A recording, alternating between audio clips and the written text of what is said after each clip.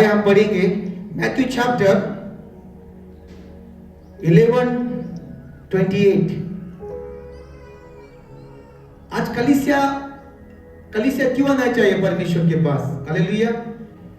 पढ़िए Matthew chapter 11:28। आहो कष्टी भागवंतो तुम्ही सर्वजण मस्करी या, म्हणजे मी तुम्हाला विश्रांति दे। हालेलुया। आज सारा संसार बहुत से दबा है। हालेलुया। सारा संसार खुशी ढूंढ रहा है, शांति ढूंढ रहा है। कहाँ शांति मुझे मिलेगी, कहाँ खुशी मुझे मिलेगी? हालेलुया। आज संसार यहाँ वहाँ घूम रहा है, इसके उधर जा रहा है, लेकिन उसे शांति और आनंद नहीं मिल पा रहा है। सुख मिल रहा है लेकिन वो पल भर के लिए, बाद में वापस उसके जीवन में तकलीफ और दर्द है। हालेलुया। लेकिन यहाँ पर परमेश्वर कह रहा है, अपना खुदा तुमसे बातें कह रहा है कि तुम मेरे पास आओ तो मैं तुम्हें क्या दूंगा? विश्राम दूंगा। हालेलुया। हे सब परिश्रम करने वालों और सब बोझ से दबे हुए लोगों, मेरे पास आओ, मैं तुम्हें विश्राम दूंगा। मेरा जुआ अपने ऊपर उठा लो और मुझसे सीखो, क्योंकि मैं नम्र और मन में दीन हूं। हालेलुया। खुदा कहता है कि मुझसे सीखो, मैं नम्र और दीन हूं। हालेलुया। आपका बोझ कब परमेश्वर उठाएगा पता है? आपका बोझ प्रभु कब उठाएगा? जब आप नम्र और दीन हो जाओगे। हालेलुया। हालेलुया। वो नम्र और दीन लोगों का बोझ उठाता है। हालेलुया। वो दुष्टों का बोझ नहीं उठाता, नम्र और दीन का बोझ उठाता है। हालेलुया। जब परमेश्वर देख रहा है कि मेरा बच्चा, मेरी बच्ची तकलीफ में, दर्द में है, लेकिन जो लोग उसे तकलीफ दे रहे उसे वो ब्लेस कर रही है। हालेलुया। उसे वो ब्लेस कर रहे हैं कि वो खुदा किसी को दर्द देता नहीं। हालेलुया। हालेलुया। खुदा किसी को दर्द देता नहीं। हालेलुया। लेकिन हम खुदा के लिए दर्द उठाते हैं। हालेलुया। अय्यूब ने दर्द उठाया था किसके लिए? खुदा के लिए। हालेलुया। शैतान ने कहा था कि इसके पास सुख और शांति है, विलास है, विश्राम है, इसलिए ये तेरी इबादत कर रहा है। जिस दिन ये सुख शांति इसके जीवन से निकल जाएगी तो तुझे नाम रखेगा। हालेलुया। लेकिन ऐसा कुछ हुआ नहीं, शैतान फंस गया। अय्यूब ने परमेश्वर को दुहाई दी। हालेलुया। उसने कभी कहा नहीं कि ये पीड़ा मेरे ओर से आई है, परमेश्वर की ओर से नहीं। आम भी आत्मिक नाता परमेश्वर से जुड़ जाता है आपका, तो आप भी किसी के ऊपर दोष लगाते नहीं कि इसके वजह से हो गया, उसके वजह से हो गया, ये मेरे वजह से हुआ है। शायद खुदा मुझे नम्र और दीन को बनाना चाहता है, क्योंकि अब तो वो क्वालिटी, वो प्योरिटी, वो स्वभाव मेरे अंदर आया नहीं, इसके परमेश्वर मुझे दबोच रहा है। तो और नम्र और दीन हो जा। हालेलुया। फिर मैं तुझे विश्राम दूंगा। हालेलुया। विश्राम कब मिलेगा? जब आप नम्र और दीन हो जाओगे। सबसे पहली बात मैं आपसे कहना चाहता हूं, आप खुदा का काम नहीं करोगे ना, आपका लाइफ कभी प्लेस नहीं होगा। कारण हम खुद एक खुदा नहीं है। हालेलुया। जिस दिन तुम परमेश्वर काम जोरों शोरों से करोगे, आपके घर में खुदा की आशीष की बारिश होगी। हालेलुया। कनेक्शन, डिवाइन कनेक्शन, आपका परमेश्वर का नाता कितना गहरा है। जब एक कैसे पता चलता है कि मूसा के सिवा किसी को इजाजत नहीं थी खुदा के सामने खड़े होने की। हालेलुया। हालेलुया। ये समझ लो बात को। जिस वचन को तो समझ लोगे, खुदा के सामने मूसा के सिवा किसी को इजाजत नहीं थी उसके सामने खड़े होने के लिए। उसका लाइफ डेडिकेट था। नूह के 3 बच्चे थे, 3 बहुया थी, बीवी थी। खुदा ने किससे बात किया? नूह से। लेवल, वो कनेक्शन, नूह के कारण उसके बच्चे बचाए गए। नूह कौन था? एक धार्मिक व्यक्ति था। हालेलुया। प्रभु हमारा बोझ कब उठाएगा? जब नम्र और लीन हम हो जाएंगे। 19 पढ़िए, क्या लिखा है खुदावन? देखो किसका बोझ उठाएगा वो? सबका नहीं। क्या लिखा है? 11:28, हे सब परिश्रम करने वालों और बोझ से दबे हुए लोगों, मेरे पास आओ, मैं तुम्हें विश्राम दूंगा। मेरा जुआ अपने ऊपर उठा लो और मुझसे सीखो। किससे सीखो? मुझसे सीखो, क्योंकि मैं नम्र और मन में दीन हूं और तुम अपने मन में विश्राम पाओगे। हालेलुया। क्योंकि मेरा जुआ सच और मेरा बोझ हल्का है। तुम अपने मन में विश्राम पाओगे। क्या लिखा है? तुम अपने, लोगों को लगता है कि विश्राम मतलब क्या है, बोझ मतलब क्या है? कर्ज घे, फळाचं लग्न घे, माझं घराचं बोझ घे। हालेलुया। यहां पर परमेश्वर भौतिक आशीष के बारे में लिख रहा नहीं। खुदा तुम्हें ब्लेसिंग, भौतिक आशीष को देने नहीं आया है। खुदा तुम्हें आत्मिक आशीष को देने आया है, यह समझ लो। हालेलुया। दीन और नम्र बनो। तुम्हारा ये चेहरा मतलब परमेश्वर का दरवाजा है। हालेलुया। क्या है? तुम्हारा चेहरा मतलब परमेश्वर का दरवाजा है। हालेलुया।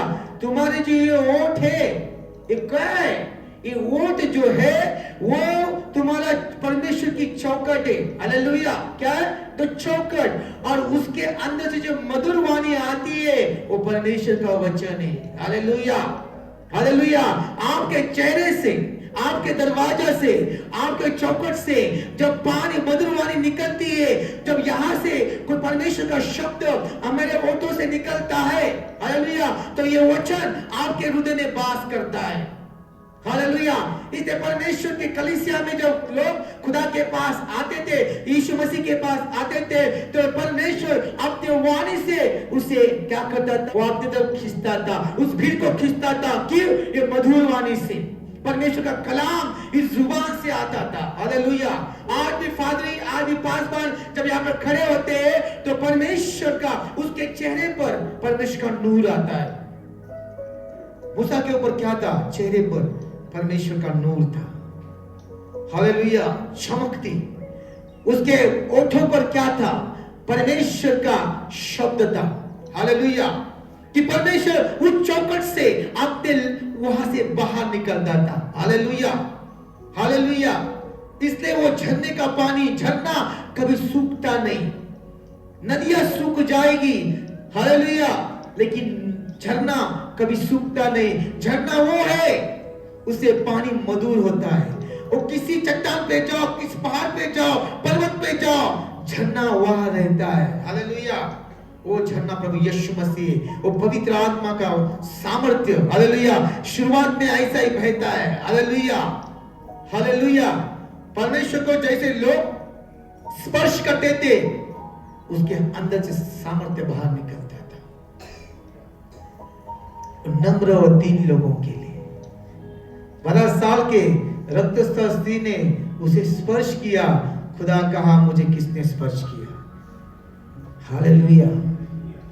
क्योंकि उस बहन ने परमेश्वर को, वस्त्र को इसलिए स्पर्श किया था कि मुझे चंगाई मिले।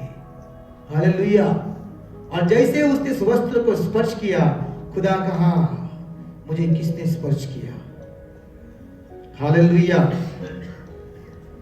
आपको खुदा को स्पर्श करने की अनुमति खुदा देता है। हालेलुया। हालेलुया। हालेलुया। जब पौलुस जब प्रचार करता था तो उसके रुमाल, उसके शरीर से लोग रुमाल, वस्त्र को रुमाल लगा देते और रुमाल लगाकर वो बीमारियों पर डालते थे तो बीमार चंगे होते थे। कुछ सिर फरे लोगों ने क्या किया? जो परमेश्वर से उसका नाता नहीं, फैमिलियर, क्या बोल रहा हूं मैं? फैमिलियर। पौलुस अपना भाई है, पौलुस के साथ हम उठते बैठते, पौलुस अपना आदमी है। हालेलुया। उसे लगा कि मैं कर लूंगा। उन्होंने भी पौलुस के जैसे करने गए, दुष्ट आत्मा ने कहा का फैमिलियर रिलेशन क्या है? फैमिलियर, पारिवारिक नाता। उन्हें सोचा कि पौल करता है तो हम भी करेंगे, वो करने गए, लेकिन क्या हुआ? वहां पर लिखा है, दुष्ट आत्मा ने कहा, जिस पौलुस पर जो पौलुस Remove your charging. की इबादत करता है, उस परमेश्वर को हम जानते हैं, उस परमेश्वर के भक्त पौलुस को भी जानते हैं, तुम कौन हो? और वचन कहता है वो दुष्ट आत्मा उनके पीछे लगी और नगर तक उनको मारते हुए पूरे शरीर के कपड़े निकल गए, पूरे घाव शरीर के हो गए और दौड़ा रहे थे नगर में। हालेलुया। द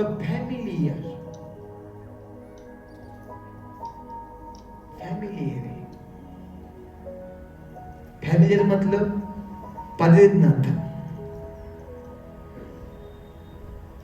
खुदा कहता है जब तू नम्र लीन वशील त्यावेळेस तुला आशीर्वाद प्राप्त होईल। हालेलुया। आता तुला नाही मिळणार, तुझ्याकडे अजून तो स्वभाव गेला नाहीये, ओल्ड नेचर। यीशु मसीहने कहा आहे की जर तुला कोणी बोलवलं तर लगेच जाऊन त्या खुर्चीवर बसू नकोस, तू कुठे बस? खाली बस। जर त्या खुर्चीवर तू जाऊन बसला आणि तुझ्यापेक्षा मी मोठ्या व्यक्तीने ठिकाणी आला तर तुला ते उठवतील, तुझा काय होईल? अपमान होईल। म्हणून पहले नीचे बैठो, तो डाउनवर्ड नम्र लीन बनो, फिर खुदा आपको उठाएगा, फिर खुदा आपको विश्राम देगा। किसमें? मन में। हालेलुया। आज बहुत से लोगों ने मनों की शांति खो दी है। कैसे? वाई?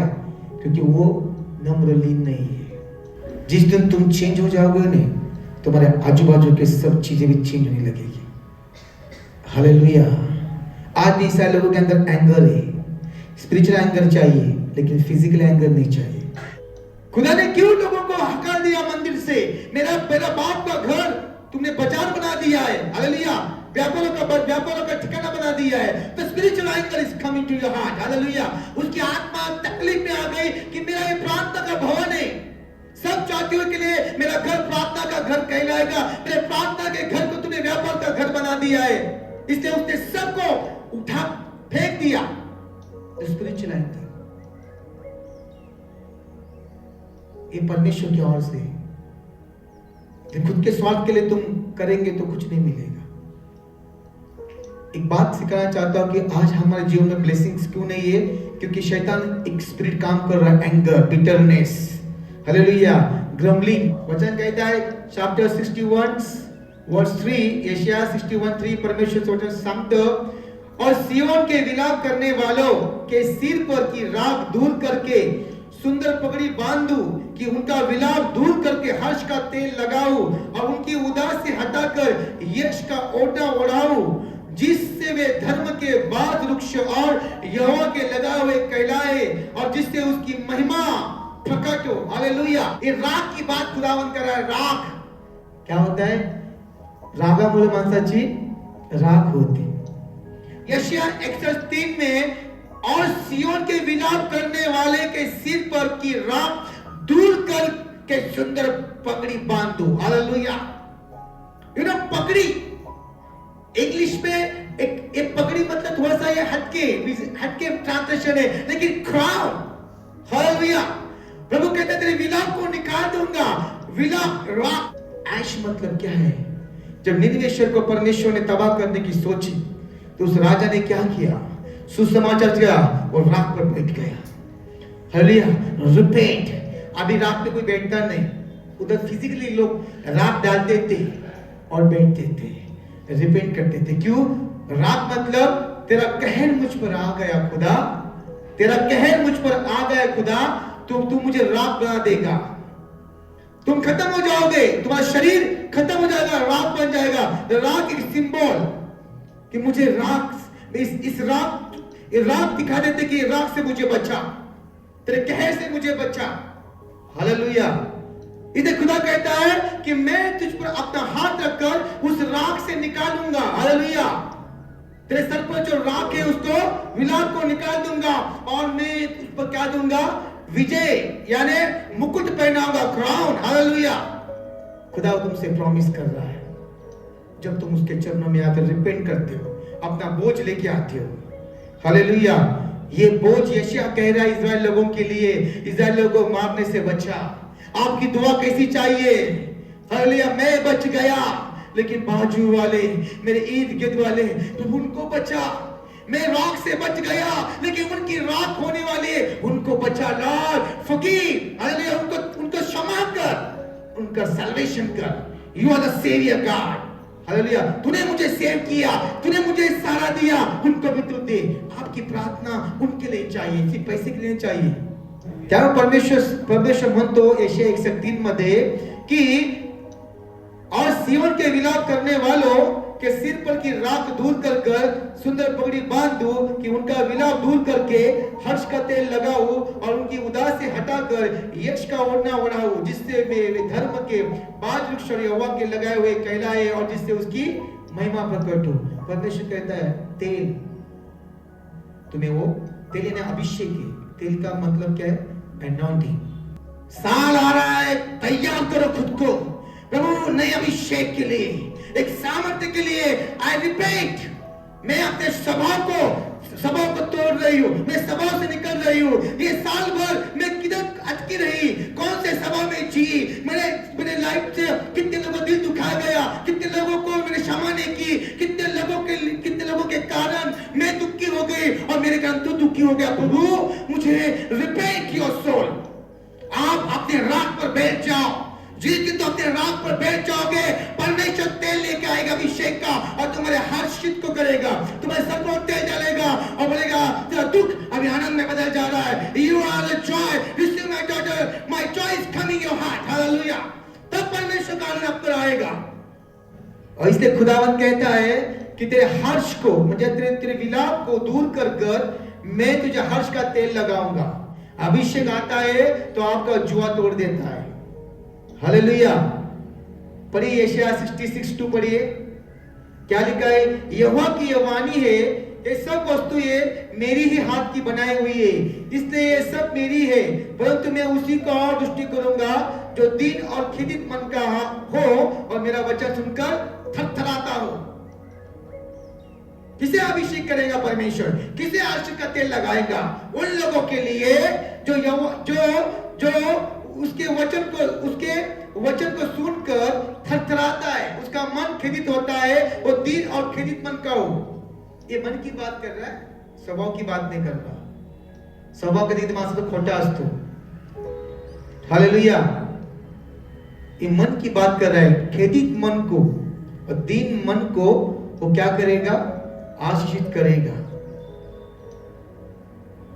हम खड़े हो जाएंगे प्रभु की महिमा के लिए। उनके परिस्थितियों को तू बदलते जा रहा है, उनके दुखों को तू मिटाते जा रहा है, उनके जीवन की हर कठिनाई में प्रभु तू उनका साथ तू निभा रहा है। तूने उनके हाथ को थामा है परमेश्वर।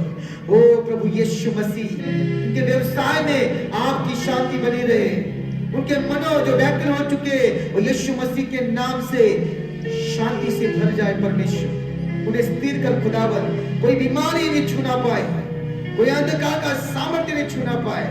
आपका पराक्रमी हाथ इनके सर पर बना रहे, इनका उठना बैठना आपके हुजूर में बने रहे परमेश्वर। कोई आँच इनके ऊपर ना आए खुदावन।